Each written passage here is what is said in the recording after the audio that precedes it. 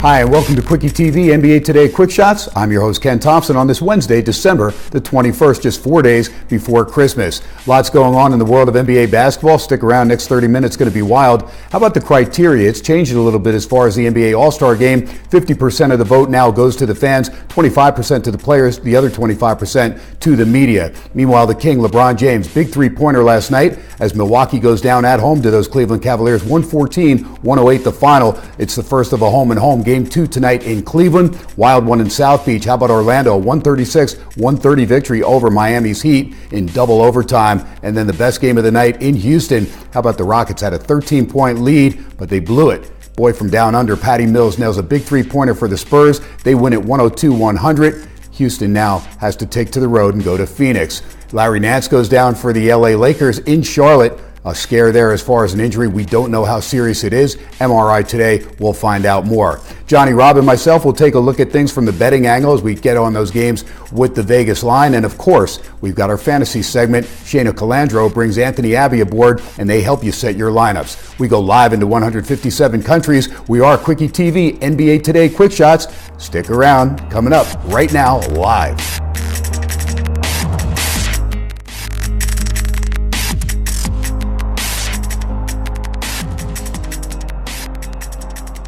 Time to welcome in our Quick Shots team and review last night's action. I think the best night all around in the NBA on the hardwood with 11 games on the docket, many of them going into extra sessions, and none bigger than LeBron James, of course, coming up with a big three in overtime, helping the Cavs knock off Milwaukee in the first of a home-and-home. 114-108 the final there. But with those buckets, LeBron James now moves into 8th all-time as far as leading scorers, passing Moses Malone. Meanwhile, in South Beach, Orlando, a big 136-130 victory in double overtime. And what about Boston? Just 31 points in the first half at Memphis, come up with 66 in the second half, force overtime, knock off the Grizz, 112-109. We'll now welcome in our Quick Shots team, the starting five, Johnny Robb, who's the resident pro and handicapper, Yannick Kofi, known as King Thurs, Jay Skapanek, Chuck Walton, and Shayna Calandro. Our expert analyst, Tracy Murray, and former NBA assistant coach, Dave Miller. Here we go, last night's action. Here's our Quick Shots team to let you know what they thought. Well, let's take a look at the Cavs. Whoa, an incredible game that goes into overtime against the Bucks. And how about that three-pointer to win it for King LeBron James? How about it, panel? The Bucks were good, but not good enough. Hey, Jay, the Bucks were definitely good, yet they fell short. Had Jabari Parker been able to convert his last 2 free throws, we may be discussing a different outcome right now. I know the last game they played on November 29th, the Bucks were able to give the Cavs a run for their money and take that game. This is a rivalry that's brewing in the Eastern Conference that we should definitely pay attention to. Giannis Antetokounmpo and Jabari Parker had 25 and 30 respectively, and these are young Bucks giving the NBA champs a run for their money. King LeBron was able to come up big with 34 points. Kyrie Irving had 28, and this game came down to a difference in three-point shooting. The Cavs were able to knock down 17 of 40 for 40.7%, along with King LeBron's 5 three-pointers and the game-winning shot. The Orlando Magic rallied twice to come back and defeat the Miami Heat with a big-time double overtime win. Tracy, what did you think about this game? Well, I'll tell you what, it was a good game. They were going at it. Fournier had a big game with 26 and 32 and 15 by Whiteside. I mean, you had 2 young teams going at it, but it was the veteran, Serge Ibaka, who hit a couple of big shots down the stretch in order for the Magic to prevail over the Heat. So it was a great game, double overtime game, one of those games you'll love to play in if you were a player.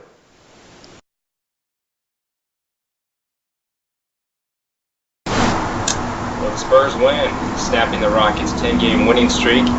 Patty Mills with the clutch three-pointer with 12 seconds left in the fourth, 102-100. Shayna, walk me through that fourth quarter. Well, Johnny, it was an exciting fourth quarter because it looked like the Rockets were going to take their 11th straight win, but the Spurs were able to lock down on defense, and Manu Ginobili specifically was able to get the entire team involved on offense in the closing minutes. So Danny Green was able to hit a three with just under 2 minutes left. Kawhi Leonard hit a couple of free throws to bring the game 99-100, and Patty Mills with just under 13 seconds was able to get a shot off from behind the arc, hitting the three, putting the team up 102-100. There were still a few seconds left, however, and Manu Ginobili didn't hit his free throws to close the game out. So the last possession was actually the Rockets, and James Harden got a three-pointer off. Unfortunately for the Spurs, it missed, and they were able to take the victory. Coach, how about the Boston Celtics? A big win against the Memphis Grizzlies. Isaiah Thomas, not that Isaiah, but he sure played like it. He added 44 points and 6 assists in just 38 minutes of basketball. Phenomenal. What did you think about this game, Coach? Well, it was crazy. The 44 points was a career high for Isaiah Thomas, but 36 of those, Chuck, they came in the second half. I also thought that Al Horford was big in this game, contributed 17 points, 14 rebounds. Avery Bradley dropped 16. But where I was most disappointed was with Memphis. They started out the first half great, had a 14-point lead going into the half, but they never came back out of the locker room. They were soft, a lackluster effort. They had 15 offensive rebounds in the first half and only had 2 in the second half. They got soft. David Fizdale was disappointed. Celtics good win. Memphis bad loss. Okay, so the Clippers returned to the Staples Center last night for a strong win against the informed Denver Nuggets. The Clippers were able to shoot 61% in the first half, led by J.J. Redick and Chris Paul. But Yannick, what do you think? Who were the standout players in this game? Hey, Shayna. So you mentioned the standout players for the Clippers, Chris Paul and J.J. Redick. Chris Paul was able to dish out 15 assists, scored 16 points, and was 2 rebounds shy of a triple-double. So he's doing it all and making sure that his team gets the win. J.J. Redick was on fire from three-point land, shooting 7 of 9, and he scored 27 points. Now, in absence of Blake Griffin, this Clipper team is showing resilience and stating that they're going to maintain being one of the hottest teams in the Western Conference. On the other hand, you have Will Barton off the bench for the Nuggets, scoring 22, and Danilo Gallinari, 17, but it just wasn't enough, and they snapped their 3-game winning streak, and we'll see how they bounce back. Time to get into the hot topics with our Kwick Shots team. We know that the All-Star Game is going to be in New Orleans, down in the Bayou. We also know criteria now as far as those votes. 50% comes from the fans, 25% from the media, the other 25% from the players. Meanwhile, the Blazers and Raptors, they're showing interest in disgruntled center Nerlens Noel. They could make a deal with Philadelphia. Also, we've got Blake Griffin on the injured reserve. He'll be a free agent at the end of the year. What does that mean to the LA Clippers if he decides to leave? And also the Boston Celtics, little serious fun, little rock, paper, scissors to decide who shoots a free throw. We have all that action and more for our Kwick Shots team. Time to get into the hot topics. Here's what they have to say. Okay, Coach, you'll like this one. The NBA has now changed the rules when it comes to All-Star voting. Now the fans, the players, and the media, like yourself, have a say in the All-Star votes, with it commencing on Christmas Day. What do you think about the new rule change? Well, Chuck, I've always wanted to be a part of the musical group The Fugees. You know the song, If I Ruled the World? Imagine that. I would have changed this rule a long time ago. I'm excited that the fans will have 50% of the vote, NBA players 25%, and then the media like us, the last 25%. I think it's really going to diminish the popularity contest in the sense of smaller market players that aren't seen as much nationally will now have a chance to possibly make an all-star team. When you look at Major League Baseball, the NFL, very similar. All you have to look back at last year is Zaza Pachulia. That was a popularity contest that I didn't like. We spoke about him yesterday. Looks like Nerlens Noel is on the trading block with the Raptors or the Trailblazers eyeing a potential deal. Tracy, where would Nerlens go? Well, Yannick, I'm not going to look at the Trailblazers or the Raptors because normally when you throw a couple of teams out there in a trade that could possibly happen, it's usually a team that wasn't even mentioned in the trade that gets the guy. So look for somebody else that may need an athletic, agile big to snatch him up. If the Raptors or Trailblazers get him, that's good for their team. But watch out for the silent killers. Those are the ones that snatch him and end up using them later on, and he ends up helping their team. The Celtics are bringing a childhood game back with rock, paper, scissors deciding who was going to take a free throw attempt. Crowder ended up winning but missed the shot. Coach, what do you think about this strategy? Well, Shana, there's a first for everything. I can't remember ever seeing this strategy used in an NBA game on television. But what the heck? The game's supposed to be fun. An 82-game regular season grind and playoffs if you're lucky. I thought it showed the lightness of this team.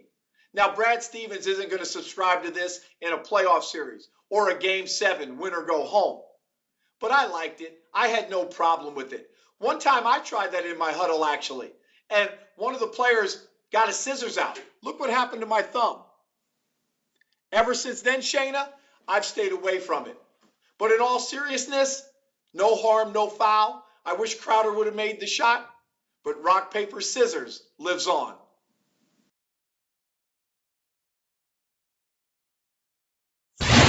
Well, it's been reported that the NBA salary cap is expected to rise from an estimated $94 million in 2016 to $120 million by 2020.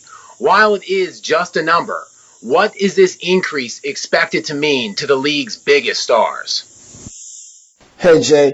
So if we're able to jump to 2020 right now with $120 million as a projected salary cap, it means that players with 10 years or more of experience like a LeBron James could see the highest payout in NBA history at $42 million. And a player with 9 years experience like a Kevin Durant could possibly make $36 million annually. Now, to put this in perspective, we've only seen two players get $30 million annually, and that's Michael Jordan and Kobe Bryant. So with the projected tax line increase of maybe $113 million, we're going to see the biggest payroll around the league, and it's going to be a lot of paid players. Okay, Tracy, is there a loophole in the new CBA that can allow these young stars to demand trades? Initially, I don't think it was intended to be that way, but tell me, what do you think will start to happen here?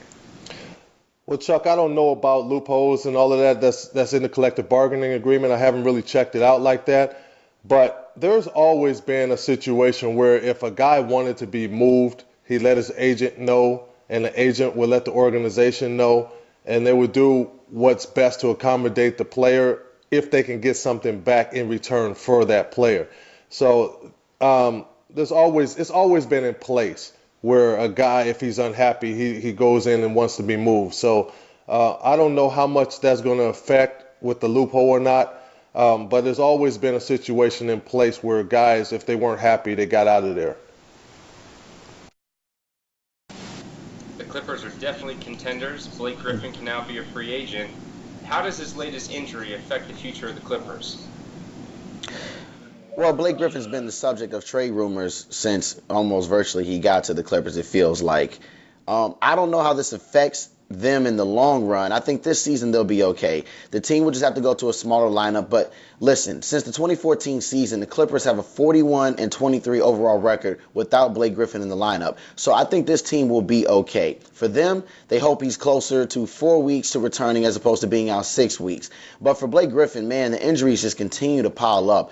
This guy has injuries as if he was an NFL running back.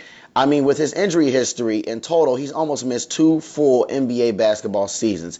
That is unbelievable. So I don't know how that bodes well for his free agency, but this Clippers team should be okay, Johnny. The Rockets, who lost a tough one last night, will turn to veteran center Nene to fill the void with Clint Capella out 4 to 6 weeks. How much could that hurt the Rockets? I don't think it hurts the Rockets much at all, Yannick, because you get Nene, who's somebody that can score on the block. He's physical. He's a veteran. He knows how to play. He's not going to come in and disturb anything. He sets good picks. He's going to have people's back if they get beat off the dribble, because there's a lot of people that get beat off the dribble. So you have a young bull that's down in Clint Capella 4 to 6 weeks, but you get a wise veteran in Nene who can help them get over the hump in some games. So I don't think it's going to hurt them too bad at all. Time for our Quick Shots team to take a look at the action for this Wednesday. 8 games on the docket, including the Houston Rockets off that tough home loss against San Antonio. They travel to Phoenix to face the Phoenix Suns. Let's see what the Quick Shots team thinks about the action on this Wednesday night. The Timberwolves are traveling to Atlanta tonight to take on the Hawks. Coach, what do you think? Are you giving the T-Wolves a shot against Atlanta? Well, Minnesota, Shayna, will always have a shot. When you look at their roster and that young core, they've got a chance to win some basketball games. But you've got to honor the process, but most importantly, they have to trust the process. I think Atlanta wins this game. And the reasons being that Minnesota has not been consistent. Some nights they have a great first half and a poor second half. Or they start off bad and we've been able to see them close games. You can't have the slippage. And on the road, you've got to defend and rebound. I've always said, never put them in your suitcase. Put those two things in your carry-on so they're always with you. And then lastly, on the road, you've got to have a bench. And I'm not sold on Minnesota's bench. I don't have stats in front of me, but they're one of the lesser benches in terms of production. Hawks win. Let's head to the east to look at the Bulls host the Wizards on a cold and windy evening in Chicago. Chuck, who will get the win and why? Well, two of my favorite teams here, obviously Chicago, my hometown. The Wizards, they showed me a lot of love when I was attending school in D.C. there at Howard University. Tonight, I believe the Bulls get the win at home because I just feel like the Wizards are still trying to find their way. Now, they've played better over the last week and a half, but the Bulls, who are also struggling, they played fairly well the other night, getting a big win to put them a game over 500. They shot almost 60% from the floor. Jimmy Butler was big. I think tonight the Bulls win, but these are two teams that we have no idea what direction they're going in. The Wizards trying to climb back to 500. They sit 3 games below. The Bulls are trying to hold on. They had a fast start, and now, things are a bit shaky in Chicago, but tonight the Bulls get the win.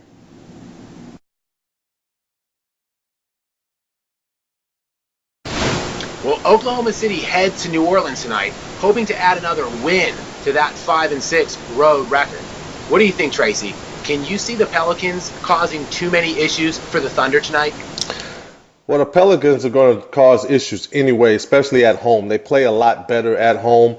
Anthony Davis is a guy that's just a bear to deal with. Drew Holiday's back. So, you have guys that are capable of getting wins for New Orleans, but Oklahoma Thunder, they have Russell Westbrook. And when you have that man on your team, anything can happen. He makes everybody around him better. He's a triple-double waiting to happen, and he hates losing.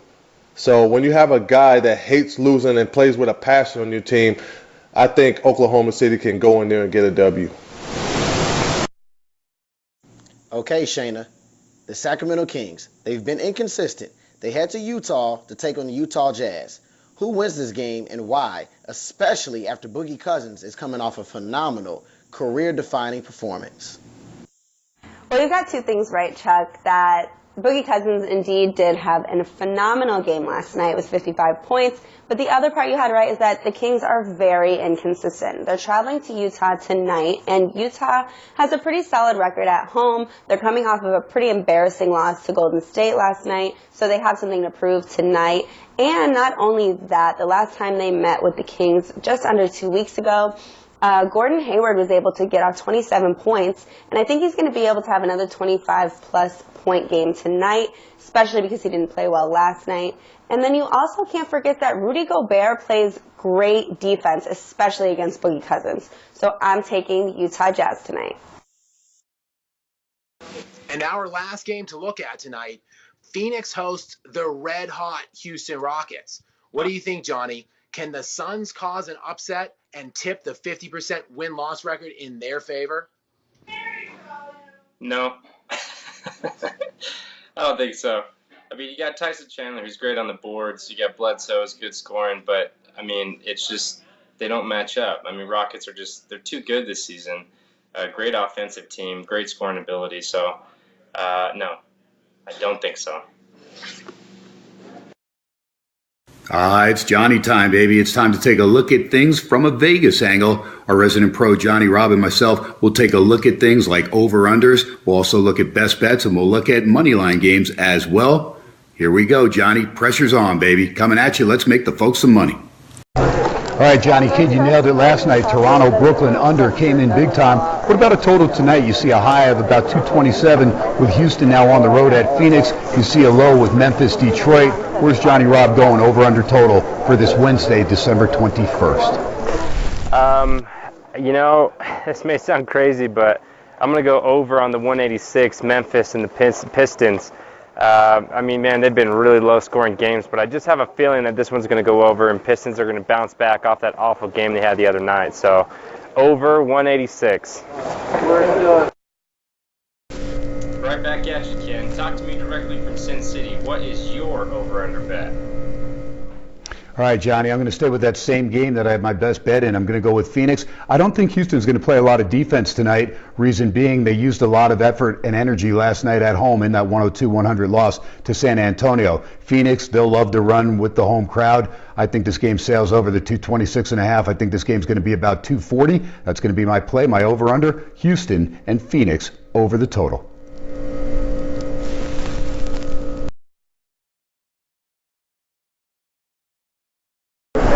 All right, Johnny Kidd, what about it? Money line. Anything tempting to you?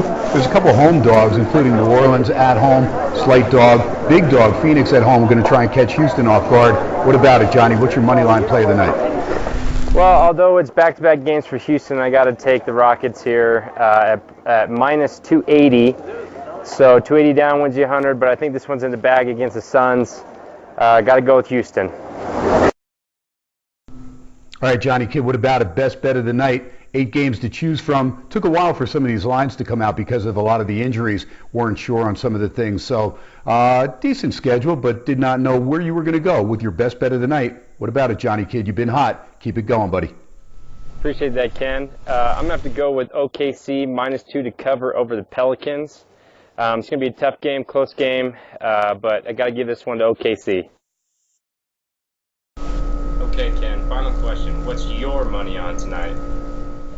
All right, Johnny Kidd, I know it's crazy. I'm going to go outside the box here. Going to take a shot at the Phoenix Suns. Suns plus 6.5 at home against Houston. A lot of times you see a streak. Any sport, doesn't matter what it is, gets to 7 or more. When that streak is broken, whatever that result is happens a lot of times the same way the next time out. So 10 wins in a row for the Rockets. They lose last night to the Spurs. I think they may drop another one straight up. Either way, I'm going to take the 6.5 and the Phoenix Suns at home. That's my best bet of the night. We know you like a book. We know you love to hit that Instagram page, but you also like to hit those fantasy teams. You want to see how your fantasy team fared as far as NBA. We've got a pro here with Anthony Abbey. He teams up with Shayna Calandro. They bring you a 1-2 punch like nobody else as far as NBA fantasy basketball. Shayna, take it away. Thanks, Ken. Okay, Anthony, so tell me, which player has the highest fantasy ceiling for today's games?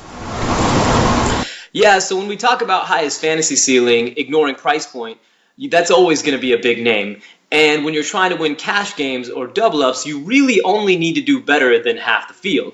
So tonight, that's either going to be Anthony Davis at 11,200 or Russell Westbrook at 12,500. Now, both of these players are capable of putting up those 70 to 75 miraculous fantasy point numbers. And interestingly enough, their teams are going up against each other tonight. So if I had to decide between who was going to have the better performance, I would probably go with Russ, only because the Anthony Davis and the Pelicans are on the second night of a back-to-back after they just faced the 76ers yesterday. And fatigue being a factor, I think Russ has the higher ceiling tonight.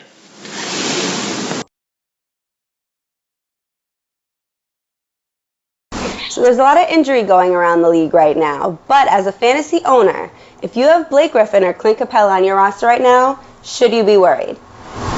Yeah, that's a good question. Let's start with the easier one in Clint Capella. Now, for the Rockets, Capella is integral because of his dangerous quickness off the pick and roll. But for your fantasy team, he's really not that integral. He only averages about 11 points and 8 rebounds, and here and there he'll get you a block. But the reality is that points and rebounds are the easiest thing to get off the waiver. So I would say because of his 4 to 6 weeks timetable with a broken fibula, just find a replacement and move on.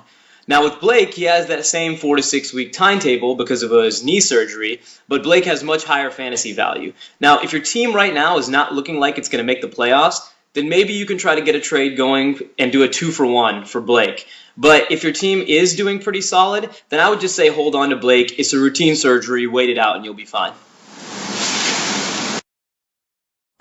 Okay, be honest with me here, Anthony. What is the craziness going on with the Detroit Pistons rotation, and will this affect my lineup at all? Stan Van Gundy, ladies and gentlemen. He's hilarious whenever you put a mic on him.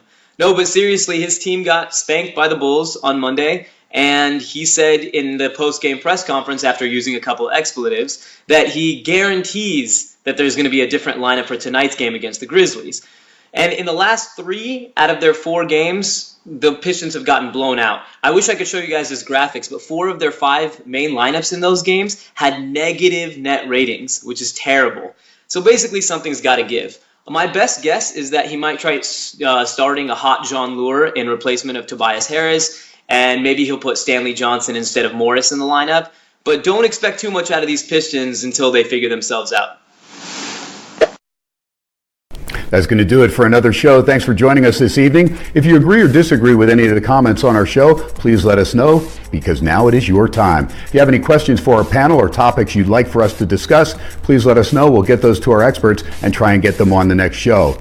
I'm Ken Thompson, your host. Want to tell you to tell your friends all about kwickieTV, and also follow us on Twitter at kwickieApp and use the hashtag kwickieTV. We'll talk to you tomorrow night. Have a great evening. So long, folks.